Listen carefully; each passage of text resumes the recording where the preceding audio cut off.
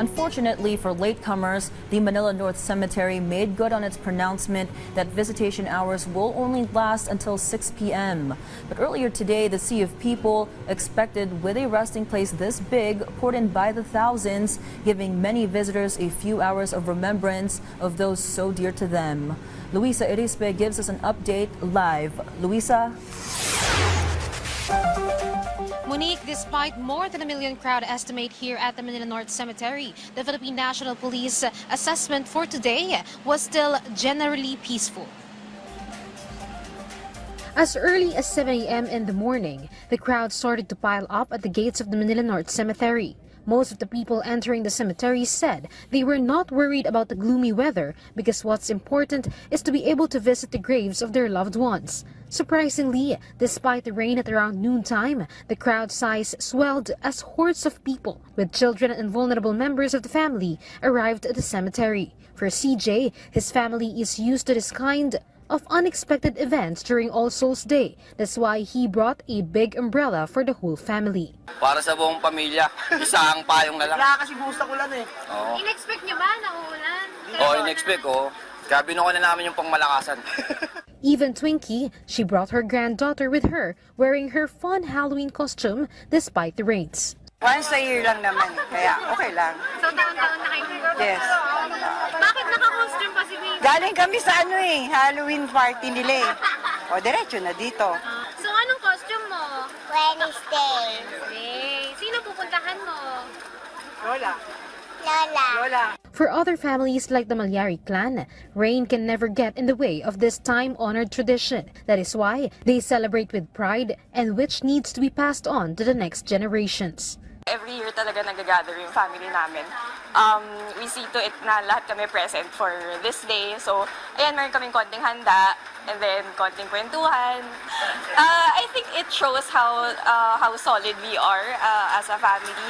You know, we always remember even those who have passed. They are still very much in our hearts. So we pray for them still. Based on the data of the Philippine National Police, the crowd total for today rose to 1,025,000 individuals. This surpasses last year's tally of more than 300,000. But despite these numbers, overall, it is still considered generally peaceful.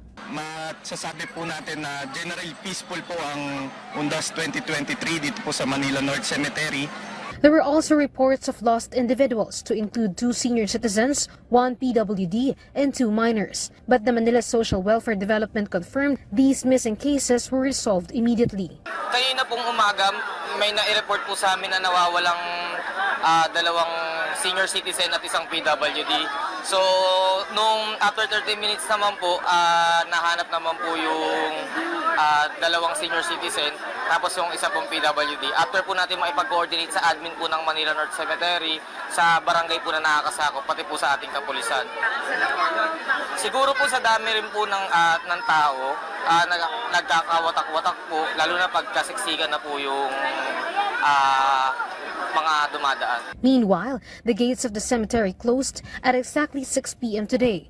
There were residents insisting to go inside for different reasons. Ayaw po, sabi po namin kung pwede sunduin na lang nila, dali na lang dito. Ayaw naman nila, wala naman daw silang ano. Wala po, yun lang po yung PWD sa yung mga anak ko po, 3. Pasukin niya po kami, mga naman! 7, 6, 3 years old. Later on, they were allowed to enter, but only the ones living inside the cemetery. Nag-advise po sila a week before na 5 a.m. to 5 p.m. po ang schedule ng pagdalaw. Pagdating po ng 5 p.m., nag-close po. At dun po sa mga residente, nag-open po ulit sila ng 8 p.m.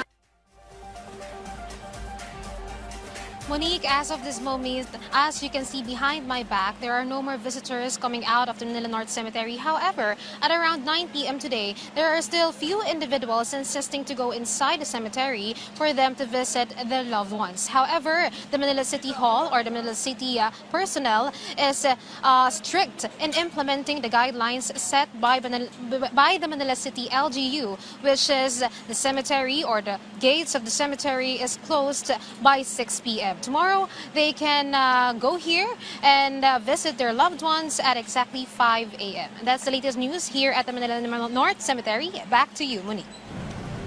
Thank you, Luisa Erispe.